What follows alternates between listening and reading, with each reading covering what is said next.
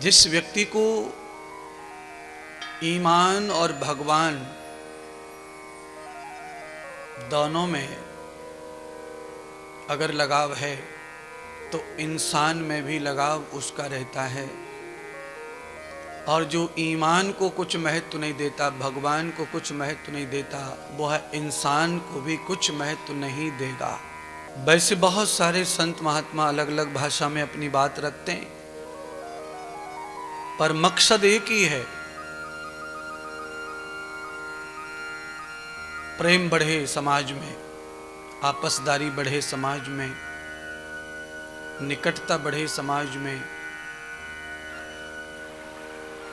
क्योंकि थोड़ी दिन की जिंदगी है, थोड़े समय की, थोड़े पलों की, उसमें प्रेम संगठित, भावनात्मक, चित्तात्मिक, वैचार आत्मिक होना चाहिए।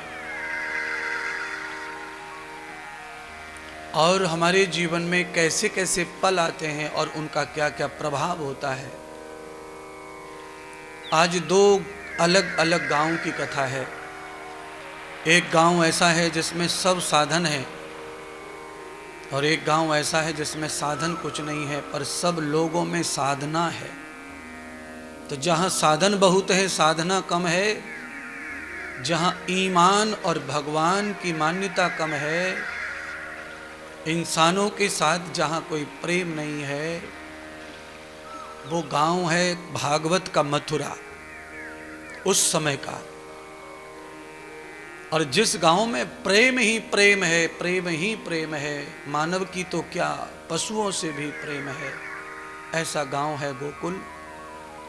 और दोनों गांव की कथा क्या है, मथुरा में चारों तरफ शोक छाया हुआ है और गोकुल में आनंद मच रहा है। बोलिए सब लोग, नंद घर आनंद भय, जय कन्हैया लाल की। नंद घर आनंद भय, जय कन्हैया लाल की। हाथी लाओ, घोड़ा लाओ और लाओ पालकी। हाथी लाओ, घोड़ा लाओ और लाओ पालकी। नंद घर आनंद भय, जय कन्हैया लाल की। नंद घर आनंद भय, जय कन्हैया लाल की। हाथी लाओ, घोड़ा लाओ और लाओ पालकी। हाथी लाओ, घोड़ा लाओ और लाओ पालकी। नंद घर आनंद भयो, जय कन्हैया लाल की। नंद घर आनंद भयो, जय कन्हैया लाल की। जय कन्हैया लाल की रे, मदन गोपाल की। जय कन्हैया लाल की, मदन गोपाल की।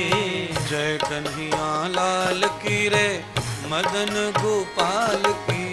जय कन्हैया लाल की, मदन गोपाल की। नंद घर आनंद भये, जय कन्हैया लाल की।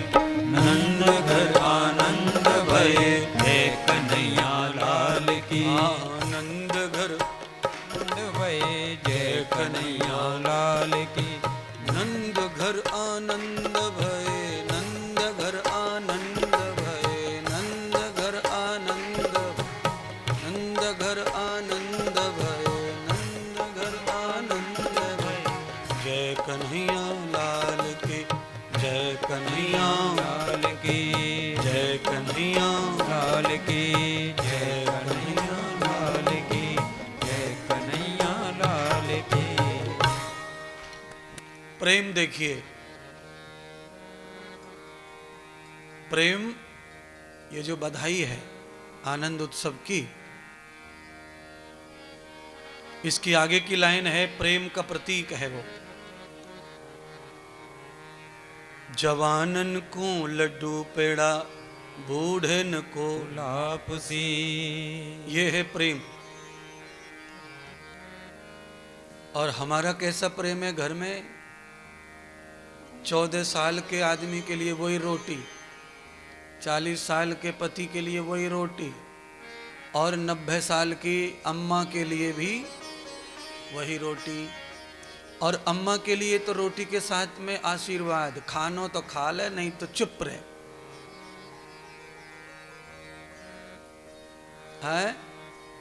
और गोकुल में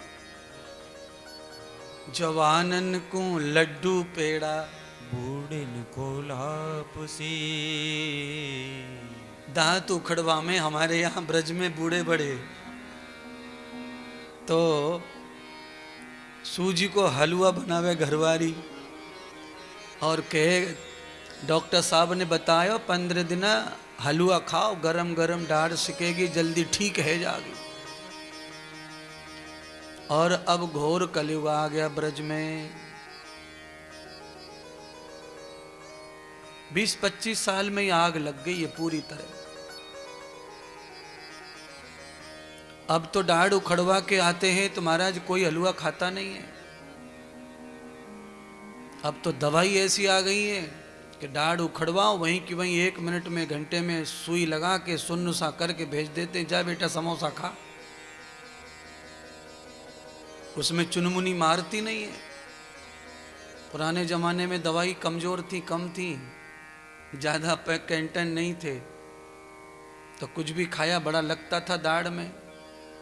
मेरे तो लगा नहीं क्योंकि अभी नौबत आई नहीं है, पर सुनी सुनाई बात के, क्योंकि तुम्हारी खोपड़ी में कीड़े बहुत हैं। अभी कहो तो सवाल पैदा कर लेंगे, गुरुजी को कैसे पता चल रहा है कि चुनमुनी मारे।